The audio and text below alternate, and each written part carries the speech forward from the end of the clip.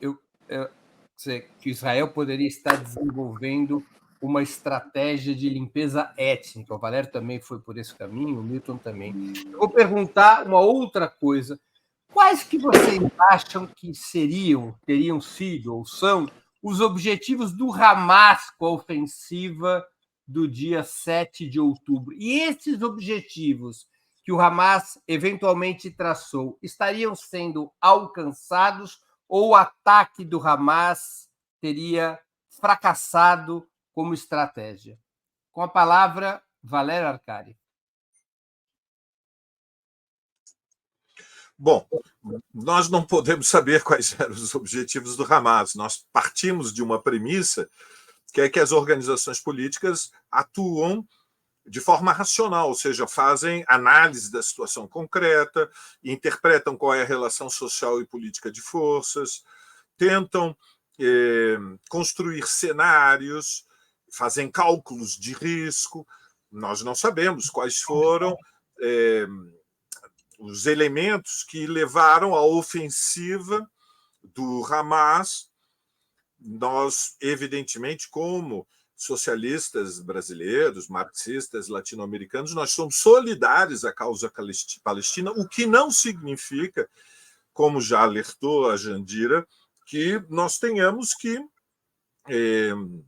apoiar as táticas políticas das organizações que são variadas e que lutam pela representação do povo palestino. E como alertou o Milton, o Hamas é um braço da Irmandade Muçulmana, não é uma corrente esquerda, é fundamentalista religiosa, e o Hamas reconhece, identifica, defende que a população de origem judia que vive no Estado de Israel é cúmplice de um Estado, de uma estratégia sionista que ameaça a sobrevivência do povo palestino. Eu creio que há pelo menos 5 hipóteses que nós podemos considerar. A primeira era a iminente assinatura, como tem alertado diferentes tendências, inclusive na esquerda, de um acordo entre a Arábia Saudita e Israel, e a ofensiva teria como objetivo implodir essa possibilidade que está inserida dentro de uma negociação mais ampla que passou pela mediação da China, nas negociações da Arábia Saudita com o Irã, e que fundamentalmente tentam normalizar as relações econômicas e sociais do Estado de Israel com os estados árabes que o circundam. Vejam, há um problema central na estratégia dos Estados Unidos e de Tel Aviv, que é que nós estamos diante de uma crise ambiental e o controle do acesso ao petróleo e, portanto, a política diante dos preços dos combustíveis fósseis é parte fundamental da disputa contra a China, que não tem acesso aos combustíveis fósseis.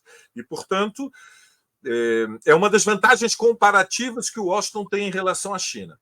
Mas há outras hipóteses, eu cito muito rapidamente. Há a hipótese de que o Hamas tenta disputar a liderança da resistência palestina com o Fatah, fundamentalmente, mas de alguma maneira também com o Hezbollah.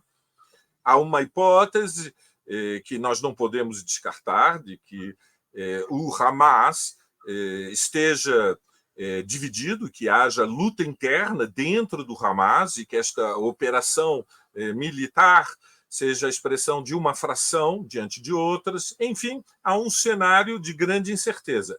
O que nós sim podemos concluir, Breno, é que até o momento, infelizmente, a conjuntura evoluiu de tal maneira que a causa palestina está em imenso isolamento internacional. E podemos nos orgulhar, pelo menos, de um país da América Latina, que foi o governo colombiano e a declaração de Petro, que disse que a Colômbia não será cúmplice de uma estratégia de genocídio e está disposta a ir à ruptura de relações diplomáticas com o Estado de Israel, para o orgulho da América Latina. Com a palavra, Milton Temer. Breno, repete a pergunta para mim, por favor, porque eu... A pergunta é: quais poderiam ter sido os objetivos do Hamas com a ofensiva do dia 7 de outubro, com os ataques em Israel dia 7 de outubro, e se esses objetivos estariam sendo alcançados 9 dias depois de iniciado o confronto? Eu não sei, estrategicamente, acho que ninguém pode definir, ninguém tem condições de definir o que pretendeu, taticamente, o Hamas. Agora, o que se pode concluir é que o Hamas não tomou iniciativa de ataque. O Hamas responde a uma crescente ação, quase que abertamente genocida, de ministros do governo Netanyahu, que chegam ao ponto de afirmar, desde o começo desse ano, não existir povo palestino, portanto, não haver razão para Estado palestino. Isso, para mim, tem significado claro, que é de colocar para fora da Palestina os palestinos, julgá-los no mar ou levá-los à condição de emigrados espalhados pelo mundo. Isso é claro. Então, objetivamente, se o Hamas chega a esse ponto, é porque condições concretas foram geradas pelo próprio comportamento bélico, o próprio comportamento ostensivamente ameaçador contra o povo palestino, do exército de ocupação, do governo de Netanyahu e dos seus aliados que carregam, transferindo para os palestinos uma culpa que é deles, pelo Holocausto, a burguesia francesa, a burguesia alemã, a burguesia, até uma parte da burguesia inglesa, para não falar da burguesia americana, pelo antissemitismo e simpatia que tiveram pelo governo de Hitler, objetivamente concorreram e até ajudaram, de certa forma, com denúncias anônimas, à prisão de judeus, de comunistas, de maquisar, de partisani na Itália. Estas burguesias transferem as suas culpas e responsabilidade para o povo palestino pagar por eles.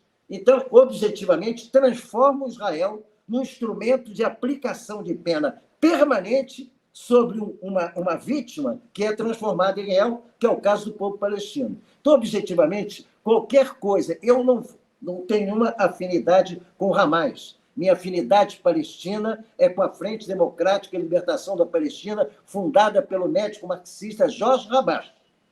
Hamas, para mim, está fazendo agora aquilo que a política de Israel proporcionou e, de uma certa forma, a moderação e o defensivismo, e eu diria mais, até, de uma certa forma, o recuo do Fatah com respeito àquilo que foi deliberado em Oslo, provocou diante do povo palestino.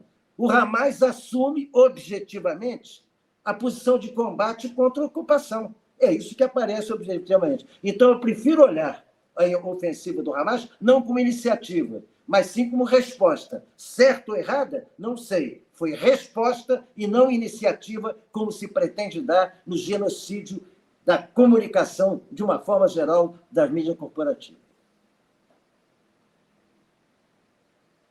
Jandira Fegali com a palavra. Breno, eu acho que o Arcari pontuou 5 possibilidades que eu acho que são complementares. Elas não se contradizem, não são antagônicas entre si. Ele colocou uma questão geopolítica importante do mundo árabe, nós temos que observar isto, né? Temos que observar isso. Segundo, existe o aspecto de disputa interna da representação da defesa da causa palestina, né? E há, de fato, uma ação, quer dizer, há uma tentativa de obstruir um domínio total ocidental sobre aquela região. Eu penso assim, que quando a gente observa a história, desde 47 para cá, e todos nós aqui conhecemos essa história, eu diria que o Netanyahu é a pior versão dele mesmo. É pior do que o governo anterior dele. Então, é um governo que tentou, inclusive, suplantar a Suprema Corte de Israel, e o povo foi para a rua contra isso, contra o absolutismo do seu governo, e não ter divisão democrática de poderes dentro de Israel. O povo estava aos milhões na rua recentemente, o povo judeu. Aos milhões. Netanyahu é a pior versão dele próprio. É o governo mais expansionista, mais conservador, mais reacionário, mais antidemocrático, mais terrorista como Estado que nós podemos ver. Só que essa história, de fato, não começou agora, ela começou lá atrás. Né? A expansão, a ocupação militar, a expulsão, a humilhação dos palestinos, a retirada de direitos de parte do território já está lá atrás, a retirada de direitos fundamentais de cidadania, tudo isso vem se acumulando. O problema é que o desgaste do Fatah, o desgaste da autoridade palestina, acabou fazendo crescer a representação do Hamas na faixa de Gaza, porque não há resposta da autoridade palestina às demandas daquele povo na sua própria luta. Há uma defensiva, sim, há um desgaste muito grande do atual líder da autoridade palestina, que agora eu esqueci o nome dele. Mahmoud Abbas. Exatamente, o Abbas. E esse desgaste acabou fazendo crescer uma representação que ganhou, inclusive, as eleições na faixa de Gaza, eleições parlamentares. Né? Então, eu penso que, neste caso, quer dizer, neste momento, nesta foto, o que a gente está vendo é a tentativa clara de unificação que Israel tenta, buscando solidariedade do mundo árabe, para acabar com a Palestina. O Estado palestino é uma decisão da ONU, é uma resolução da ONU em 1947, resolução 181, eu fui rever os textos. A gente acompanha isso há muito tempo, a prisão da Lâmia, a libertação da Lâmia, tudo isso foram processos muito simbólicos da luta palestina contra a opressão do Estado de Israel. Né? Eu apenas acho que a gente precisa ter o cuidado de não defender a tática do Hamas, porque eles querem fazer essa disputa, eles querem fazer a luta pela Palestina, mas numa tática de dizer que o Estado de Israel não pode existir. E eu acho que a gente tem que ter os dois Estados. Não pode ser contra a existência do Estado de Israel. Acho que ele existe. O Estado palestino tem que existir. E essa tática que ele fez agora, ele jogou para o tudo ou nada, porque ele sabia que a resposta de Israel seria essa. Quando ele faz um ataque daquela dimensão, furando, inclusive, a segurança, a falha da segurança do governo de Israel, quando ele faz isso, ele sabia que o troco ia ser muito pesado e que ia morrer muita gente e que o resultado dessa ação seria um possível massacre do povo palestino. Então, não dá para a gente sustentar uma tática dessa. Não dá para sustentar uma tática dessa, é errado. Na minha opinião, é um erro achar que, atacando os civis de Israel da forma como fizeram, a Palestina teria algum benefício. Não terá. Não terá. Pode até ser que a gente consiga o Estado palestino lá na frente, mas o custo de vidas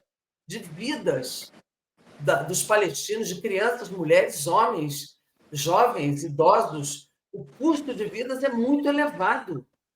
É um massacre, de fato, é um extermínio naturalizado pela mídia brasileira, é um extermínio que está acontecendo.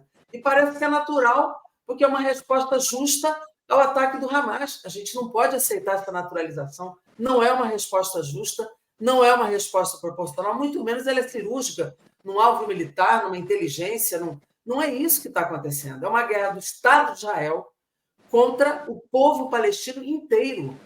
É isso que a gente precisa denunciar, é isso que a gente precisa lutar, e precisa se exigir, sim, a retomada do diálogo, que nesse momento eu reputo como impossível, mas há que entrar atores da comunidade internacional para o cessar-fogo, porque não pode continuar matando, tem que parar, né?